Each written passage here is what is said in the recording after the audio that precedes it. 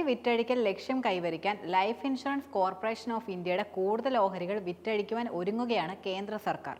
2027ഓടെ ലക്ഷ്യമിട്ടിരിക്കുന്ന നിർബന്ധിത 10% പൊതു ഓഹരി പങ്കാളിത്ത ആവശ്യകത നിറവേറ്റുക എന്ന ശ്രമങ്ങളുടെ ഭാഗമാണ് യഥാർത്ഥത്തിൽ ഈ നീക്കം.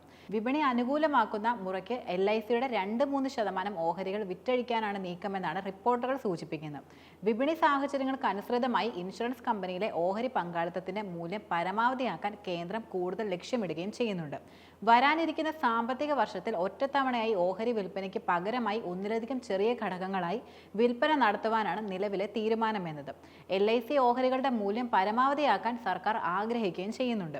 2022 മെയ്യിൽ സർക്കാർ LICയുടെ 3.5% ഓഹരികൾ പ്രാരംഭ പബ്ലിക് ഓഫറിംഗിന്റെ ഭാഗമായി വിറ്റഴിക്കുകയും ചെയ്തിരുന്നു. ഇതുവഴി 21,000 കോടി രൂപയായിരുന്നു പ്രധാനമായിട്ടും ഖജനാവിൽ എത്തിയിരുന്നത്. നിലവിൽ സർക്കാരിന്റെ LICയുടെ ഓഹരി പങ്കാളിത്തം 96.5% നിലനിൽക്കുന്നത്.